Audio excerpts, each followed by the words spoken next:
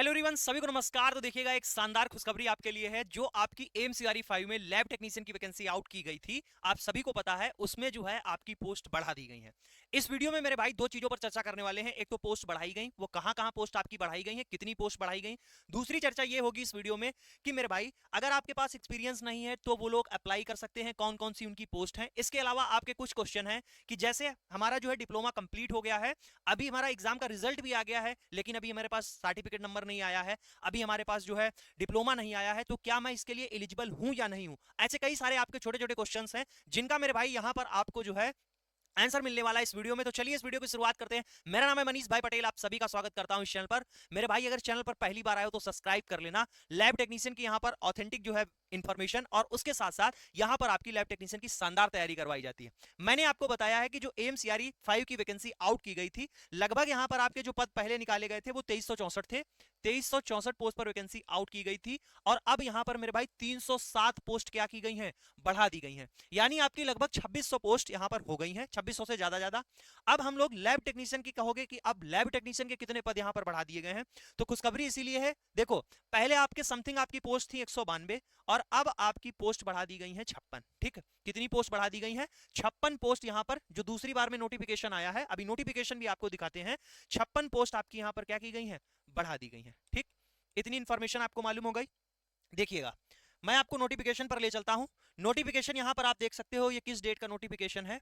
ठीक है, नोटिफिकेशन ये है आपका 18/6/2026 का। ये आपको वेबसाइट पर भी मिल जाएगा। ठीक है, नहीं तो ये अब तक जो है टेलीग्राम चल रहा होता तो हम अब तक इसको जो है अपलोड करवा दिए होते, वहां पर आपको अपडेट दे दिए होते। 18/6/2026 को ये नोटिफिकेशन आउट हुआ है, जिसमें आप यहां पर देख सकते हो ये आपके इंस्टीट्यूट के नाम दिए गए हैं। अभी मैं आपको दिखाता हूं। देखो, ओटी असिस्टेंट की भी यहां पर वैकेंसी इन्होंने बढ़ाई है। कई सारी पोस्ट है, जैसे एक्सरे हो गया, इन सभी की बढ़ाई है इन्होंने। लेकिन इसमें देखोगे, अपनी लैब टेक्नीशियन पर आते हैं, ग्रुप 17 पर। यहां पर जब आप देखोगे, ये आपके ग्रुप 17 यहां पर आ चुका है। आप यहां पर देख सकते हो कि जूनियर मेडिकल लैब टेक्नोलॉजिस्ट, यहां पर सीरियल नंबर 34 में आप देखोगे मेडिकल लैब टेक्नोलॉजिस्ट की वैकेंसी इस इंस्टीट्यूट की तरफ से इन्होंने बताया है, जिसमें पे लेवल आपका 6 रहने वाला है। लगभग यहां पर जो सैलरी है आपकी 80 से ऊपर ही रहेगी। इसके साथ साथ क्वालिफिकेशन की बात करें तो यहां पर देखिए क्या लिखा है, bachelor degree in medical laboratory science. ठीक, बैचलर डिग्री होनी चाहिए। उसके साथ साथ एंड लिखा हुआ है, एंड 2 साल का एक्सपीरियंस चाहिए as a medical laboratory technologist. अगर आपके पास में बैचलर डिग्री है और प्लस अगर आपके पास में 2 साल का एक्सपीरियंस है, तो आप इसमें मेरे भाई अप्लाई कर सकते हो, इस वाली पोस्ट पर जा सकते हो। ठीक है, जहां पर आपका पे लेवल 6 है, 5 नहीं, पे लेवल 6 है। ठीक, एक इतनी बात हो गई। अब आप कहोगे इसमें कितनी पोस्ट हैं पे लेवल 6 वाले में। पे लेवल 6 वाले में आप देखोगे टोटल पोस्ट इन्होंने 14 बताई है, जहां पर यूआर की 4, ईडब्ल्यूएस की 2, ओबीसी की 4, एससी की 2 और एसटी की 2 है। ठीक है, आगे देखिए, एक तो ये 14 पोस्ट की बात हो गई। आगे देखिएगा, अभी आगे आप देखोगे, मैंने आपको बताई 56 पोस्ट निकाली गई हैं, तो 56 पोस्ट अभी आपको सारी की सारी यहां पर दिखाते हैं।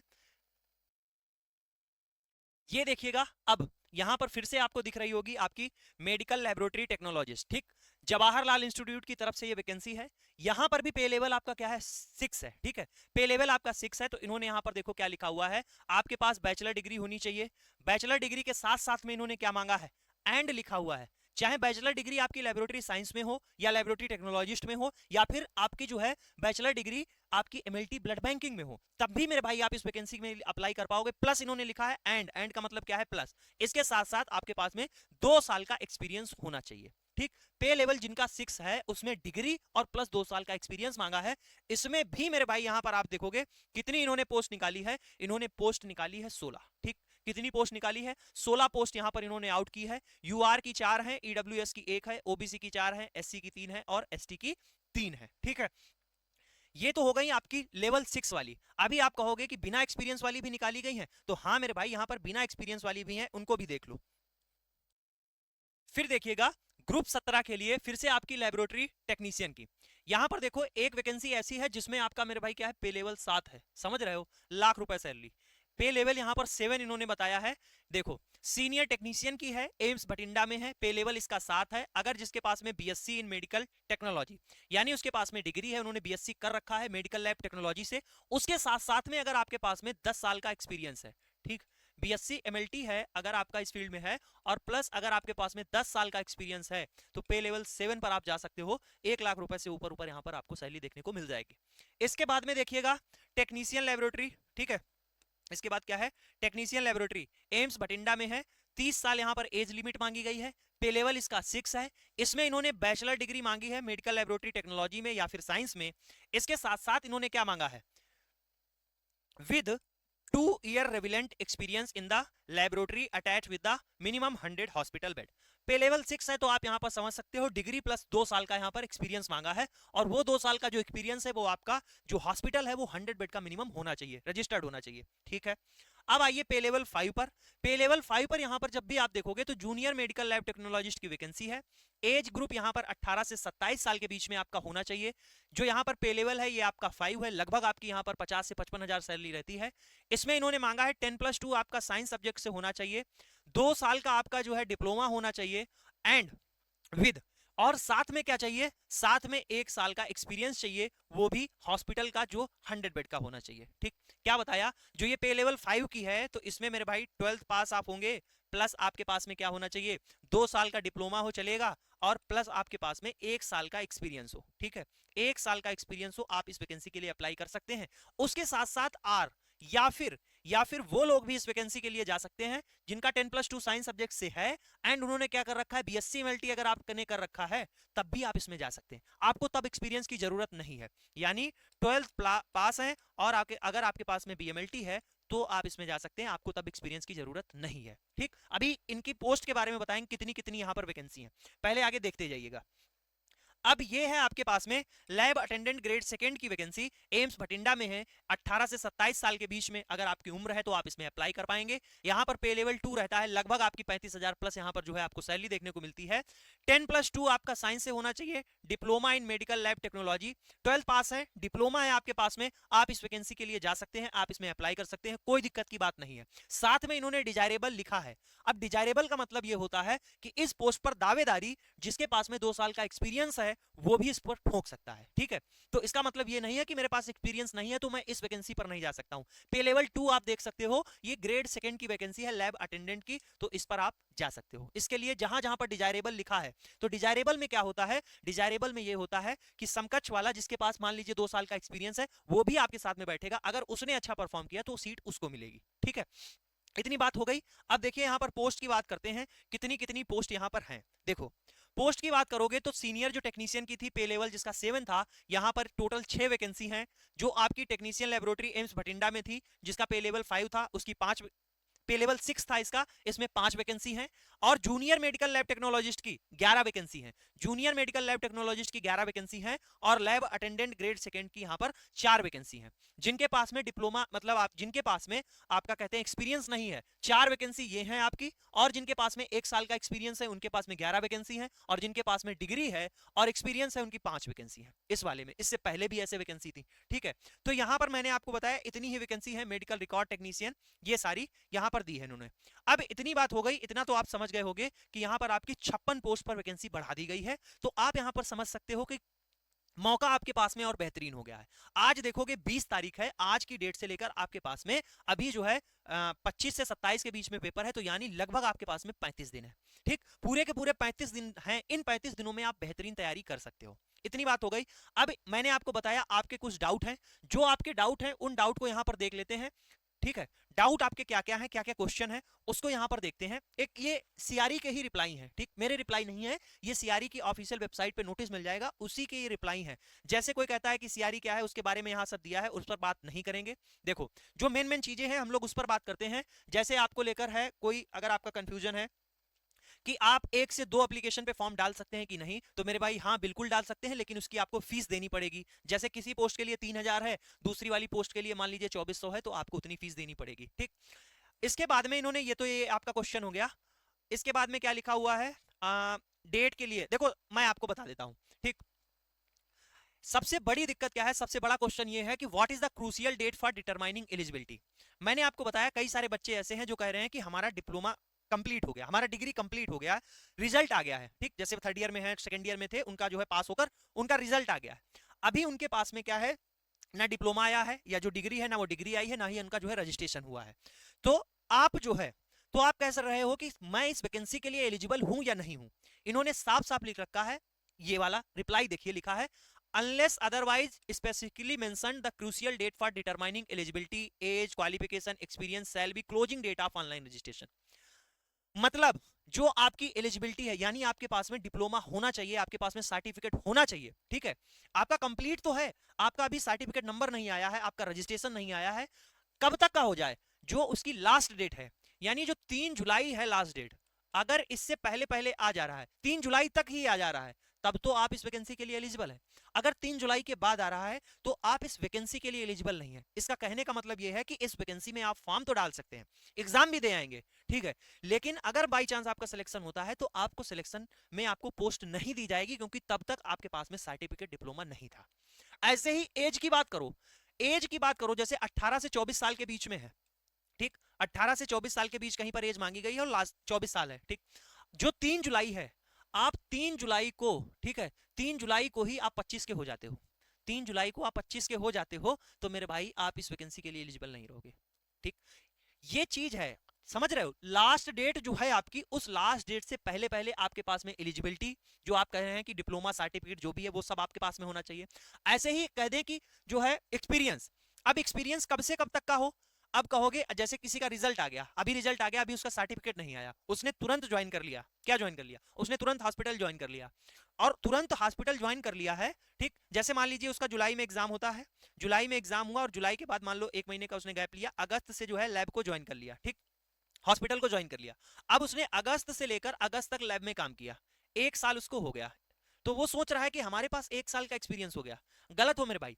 मान लीजिए आप 3 जुलाई को आपका रिजल्ट आया था, ठीक, और रिजल्ट आने के बाद में आपका सितंबर में कहीं जाकर, सितंबर में कहीं जाकर आपका एक्सपीरियंस आया हो, आपका जो है रजिस्ट्रेशन नंबर आया हो, आपका जो है सर्टिफिकेट आया हो, तो आपका जो एक्सपीरियंस काउंट होगा आपके रजिस्ट्रेशन नंबर आने के बाद, आपके जो है सर्टिफिकेट नंबर आने के बाद का काउंट होगा, यानी सितंबर के उस डेट के बाद का आप काउंट किए जाओगे, ना कि अगस्त से काउंट किए जाओगे।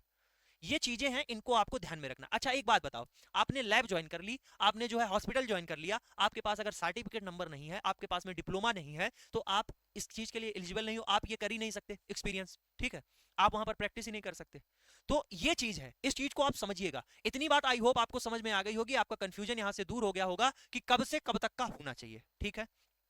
इसके अलावा एक और क्वेश्चन था कि हमारा जो है सर्टिफिकेट, जैसे जो आपका कास्ट सर्टिफिकेट है, जैसे आपका ओबीसी का हो गया और आपका जैसे ईडब्ल्यूएस सर्टिफिकेट हो गया, ये जितने भी आपके कास्ट सर्टिफिकेट हैं, ये सबसे पहले मैं आपको बता दूं, ये आपके सेंट्रल गवर्नमेंट के होने चाहिए, ठीक है, किसके होने चाहिए, सेंट्रल गवर्नमेंट के होने चाहिए। जैसे मान लीजिए आप यूपी में रहते हैं, ठीक, मान लीजिए आप यूपी में रहते हैं, उत्तर प्रदेश में रहते हैं, तो आपका एक जाति जो बनता है सर्टिफिकेट, वो आपका उत्तर प्रदेश सरकार का बनता है, एक जो है आपका बनता है सेंट्रल गवर्नमेंट का। अगर आप सेंट्रल गवर्नमेंट का जो है बनवाते हैं, ठीक, सेंट्रल गवर्नमेंट का आप बनवाएंगे, तो क्योंकि ये सेंट्रल गवर्नमेंट की वैकेंसी है, और अगर आप अपनी कास्ट का लाभ लेना चाहते हैं तो आपको बनवाना पड़ेगा सेंट्रल गवर्नमेंट का सर्टिफिकेट, 7 से 8 दिन में बन जाता है, ठीक, इसको आप बनवा लीजिए। लेकिन इसमें बात यही है कि ये जो सेंट्रल गवर्नमेंट का सर्टिफिकेट है, ये आपका न्यू फाइनेंशियल ईयर का होना चाहिए। न्यू फाइनेंशियल ईयर का मतलब क्या है, 26 और 27 का, 26 और 27 का होना चाहिए, यानी जिस इसकी डेट है, इशू होने की डेट है, वो आपकी 1 अप्रैल 2026 के बाद की होनी चाहिए, ठीक, जो ये इशू हुआ हो 1 अप्रैल 2026 के बाद इशू हुआ हो, ठीक, पुराना नहीं चलेगा। अगर ये मेरे भाई आप पुराना लगाओगे तो क्या होगा, आपको इसका जो है जब आपके डॉक्यूमेंट चेक होंगे तो इसका मेरे भाई लाभ नहीं मिलेगा, फाइल फेंक दी जाएगी। तो इन चीजों को, छोटी छोटी बातों को आपको बहुत अच्छे तरीके से ध्यान में रखना है, ठीक। इसके अलावा यहाँ पर ऐसे ही चीजें दी गई हैं कि जैसे एनओसी रिक्वायरमेंट है, कोई कहीं पर ऑलरेडी पहले से वर्किंग है तो उसकी जो एनओसी यहाँ पर मांगी जाएगी, ठीक, तो यहाँ पर लिखा है कि if NOC not uploaded as required by the specific date, जो स्पेसिफिक डेट पर एनओसी मांगी गई है उस डेट पर अगर नहीं की है तो यहाँ पर may not be allowed to appear in the examination, आपको एग्जामिनेशन में अपीयर नहीं होने दिया जाएगा, ऐसा यहाँ पर इन्होंने लिखा है, ठीक है। फीस जो रिफंडेबल है, उन्होंने साफ साफ बताया है, एससी और एसटी वाले बच्चों की जो है फीस रिफंडेबल होगी, आपके ओबीसी और जनरल वालों की फीस नहीं रिफंडेबल होगी। इसके अलावा एक और यहाँ पर खास बात आती है एग्जामिनेशन सेंटर को लेकर। एग्जामिनेशन सेंटर में देखो मेरे भाई क्या है, आप अपनी उसका, आपसे पूछा जाएगा कि कहाँ का आप एग्जाम दे सकते हो, वो पूछा जाएगा, लेकिन सेंटर ये अपनी तरफ से अलॉट करते हैं, और जहां तक आपको 99% आपको मान के चलिए दिल्ली या फिर जो है आपका नोएडा, यहां पर आपका जो है पेपर होने वाला है, ठीक है। इतनी बात आपको ध्यान में रखनी है। इसके अलावा आपका क्या डाउट है, इसके अलावा पेपर का जो भी डाउट था आप सभी को बता दिया है कि 5 सेक्शन में यहाँ पर आपका पेपर होगा, 18-18 मिनट जो है आपको एक सेक्शन के लिए दिए जाएंगे। जब भी आपके पास में एक सेक्शन चल रहा होगा, यानी 18 मिनट के लिए आपके पास में 20 क्वेश्चन आएंगे, और ये 20 क्वेश्चन ये 20 क्वेश्चन ही आप फेर बदल कर सकते हो। जैसे ही 18 मिनट खत्म होंगे 20 क्वेश्चन आपके गायब हो जाएंगे, उसके बाद दूसरा सेक्शन आपके सामने ओपन हो जाएगा। 100 क्वेश्चन आपसे पूछे जाएंगे, 400 नंबर का आपका पेपर होगा, निगेटिव मार्किंग आपकी 1/4 की रहेगी, 80 क्वेश्चन आपके टेक्निकल पोर्शन से होंगे, 20 क्वेश्चन आपके जो है नॉन टेक्निकल से होंगे। इतनी बात आपको समझ में आ गई? ये बेसिक बेसिक चीजें मैंने आपको सब कुछ बता रखी है, मैं आपको फिर बता दे रहा हूं। अगर आपका फिर भी कोई डाउट है तो कमेंट में पूछ सकते हो, ठीक है। और ये जो चीजें मैंने आपको बताई है ये अभी नहीं आपको रास आ रही होंगी, ठीक। जब आपका सिलेक्शन होगा उसके बाद डीवी जब होता है और डॉक्यूमेंट वेरिफिकेशन में, मान लीजिए आपका सिलेक्शन हो जाए, डॉक्यूमेंट वेरिफिकेशन में जाओ, अगर मार्क खा गए तो क्या होगा समझ नहीं सकते हो। ये जीवन भर आपको दुख रहेगा कि एक मिनट के लिए या 20 सेकंड के लिए, 30 सेकंड के लिए ये वाली बात मैंने स्किप कर दी, अगर ये बात मैंने पहले देख ली होती तो आज मेरी नौकरी हाथ से न जा रही होगी। तो इस बात को ध्यान से सुनिएगा, समझिएगा, ठीक है। इतनी बात मैंने आपको बता दी। ये यहां पर जो क्वेश्चन थे आपके, आई होप मैंने आपको जो है सारे के सारे यहां पर बता दिए हैं। इसके अलावा आप बात करते हैं इन 35 दिन, बचे हुए 35 दिनों में आप कैसे तैयारी कर सकते हो, ठीक है। इन बचे हुए 35 दिनों में आप कैसे तैयारी कर सकते हो उसकी मैं आपको बात बताता हूं। इससे पहले मैं आपको बताऊं,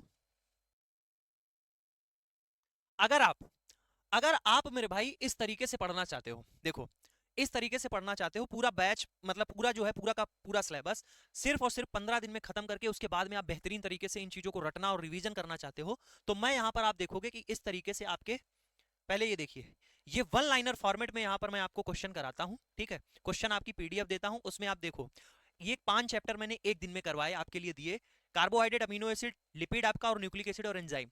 ये आपका बायोकेमिस्ट्री का है पहला पीडीएफ, जो मैंने आपको पहला पीडीएफ दिया 18 तारीख को, ये दिया था 18 तारीख को दिया था बैच में, जहां पर आप देखो किस तरीके से मैं एक एक चैप्टर में कितने बेहतरीन तरीके से यहां पर होती हैं चीजें क्लास में। What is the carbohydrate? Carbohydrate क्या है? पॉलीहाइड्रोक्सी एल्डिहाइड या फिर कीटोन होते हैं, ऐसे कंपाउंड होते हैं जिनको हाइड्रोलिसिस करने पर मेरे को कार्बोहाइड्रेट प्राप्त होते हैं, और कार्बोहाइड्रेट का जो फार्मूला है वो होता है CH2 होल N, ठीक है, CH2O का होल N। इस तरीके से मेरे भाई यहां पर एक एक क्वेश्चन कि किसने कार्बोहाइड्रेट टर्म जो है डिफाइन किया, इंपिरिकल फार्मूला क्या है, एल्डोज क्या होता है, कीटोज क्या होता है, सिंपलेस्ट एल्डोज क्या है, इस तरीके से वन लाइन फॉर्मेट में मैं यहां पर बैच में चीजों को करवा रहा हूं, ठीक है। इस तरीके से आपका विद इन द 15 दिन के अंदर, चाहे वो आपका बायोकेमिस्ट्री, माइक्रोबायोलॉजी, आपका ह्यूमन एनाटॉमी, हिमेटोलॉजी, सारा का सारा इसमें जो है हम लोग कवर कर देंगे 15 दिन के अंदर, ठीक। अगर मेरे भाई इसके साथ में ये जो बैच में चीजें चल रही हैं, अगर आप इस बैच में जुड़ना चाहते हो तो सभी को पता है, प्ले स्टोर पे जाना, ये अपना बैच है। इस बैच में आपको इस तरीके से पीडीएफ मिलेंगी जिनको आप डाउनलोड कर सकते हो, प्रिंट भी करा सकते हो, बेहतरीन तरीके से 2-2 3-3 बार इनको रिवीजन करिएगा, ठीक है। इसके साथ साथ अगर इस बैच को ज्वाइन करोगे आप, ये पीडीएफ ही नहीं मिलेंगी, इसके साथ साथ आपको वीडियो लेक्चर मिलेंगे, हिंदी और इंग्लिश में रहेंगे, टॉपिक वाइज आपको मिलेंगे, क्लास नोट्स मिलेंगे, टेस्ट सीरीज मिलेंगी। उसके साथ साथ ये बैच अभी चल रहा है, इसमें क्लासेस चल रही हैं, लेकिन ये जो आपका वन लाइनर वाला फॉर्मेट वाला सिस्टम है, ये आपका विद इन द 15 दिन में खत्म कर दिया जाएगा एमसीआरई 5 को देखते हुए। और जो क्लासेस हैं वो आपकी 1 साल 15 महीने तक आपके पास, 1 साल 3 महीने यानी 15 महीने तक आपके पास में वैलिड रहेंगी, ठीक है। इस बैच में आपको technical section, non technical section सब कुछ मिलेगा, ठीक। ये बैच आपको कहां पर मिलेगा? प्ले स्टोर पे जाओगे, एजुकेशन मसाला ऐप को डाउनलोड करोगे, वहां से मेरे भाई रजिस्टर कर आप इस वाले बैनर पर जैसे ही क्लिक करोगे और यहां से जाकर आप मेरे भाई इस बैच में ज्वाइन हो सकते हो, ठीक है। इस बैच में ज्वाइन हो जाओगे तो इसमें क्लासेस तो आपकी होंगी, ये पीडीएफ नोट्स आपको मिल रहे होंगे जिनको आप डाउनलोड करोगे, प्रिंट करोगे, क्लास नोट्स रहेंगे, ये सारी चीजें आपको बेहतरीन तरीके से इसमें मिल जाएंगी। इसके अलावा मैं आपको बात करता हूं टेस्ट सीरीज की। मेरे भाई टेस्ट सीरीज हम लोग हर बार फ्री आप कॉस्ट कराते हैं आपके लिए, कोई फीस नहीं, कोई पैसा नहीं कि 799, 899, 1099, 599, कुछ नहीं, ठीक। जो लोग बैच में हैं उनके पास में फ्री, उनके पास में भी टेस्ट सीरीज है, वो तो है। इसके अलावा आप देखोगे ये अपना एप्लीकेशन है एजुकेशन मसाला, जैसे ही इसको आप ओपन करोगे यहाँ पर पेड कोर्स है, इसके बगल में देखो ये फ्री कोर्सेज लिखा है। फ्री कोर्सेज में सबसे पहले नंबर पे आओगे, ये लिखा हुआ है एमसीआरई 5 फ्री टेस्ट सीरीज।